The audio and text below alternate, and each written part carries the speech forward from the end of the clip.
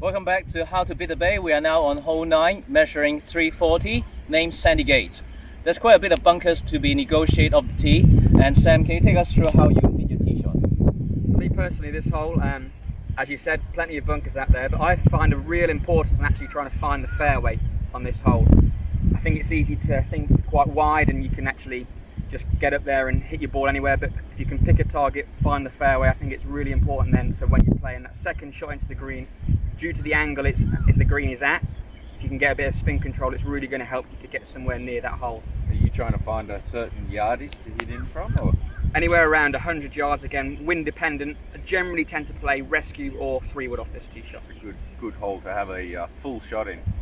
But in the winter, there is the opportunity when you get this prevailing wind behind to actually have a go for the green and knock it on here in one. Quite risky though, if you do miss chipping, very difficult, bunkers to negotiate. So they're really good risk reward hole. Let's move up to the fairway and have a look at the approach. So we're standing here on hole 9 at the 100-yard marker. Guys, what do we think on the approach here, Sam? Let's talk a little bit about the approach to the back pins. Okay, so if that flag is towards the back of that green, anywhere left side of the fairway, actually you really struggle to see where that flag is positioned. So if you can off the tee keep it right side when that flag is at the back, it's going to be useful. The other bit of advice I would give for this particular hole is, if that flag is at the back, if you can aim left of the pin, it gives you a bit more room. There's way more green left than you actually think stood here on the fairway. And a long green too, so from this 100 marker you could well face about 120 into that back pin. Eric, what about the short pins where there's a bit more contour in the green? That's tough because there's 2-tier greens on the front bit of green, and it would be quite bad to miss a shot because the bailout area is not exactly a bailout area. It's a very tough spot to chip from. Pick the right club, hit a committed shot to exact distance that you want. Or even perhaps a little bit past it. Yeah, Not exactly. bad either. Let's go up and have a little look at the green complex. So we are just short of the 9th green down in this little hollow here. Very, very common place for people going for their tee shot when the wind's behind them. Second shots that come up short, but a really, really tough area to try and chip and putt. Eric, what are your thoughts when you're in this area? Well, if my ball end up here, I'll play a bit amateur here, try to use my putter first.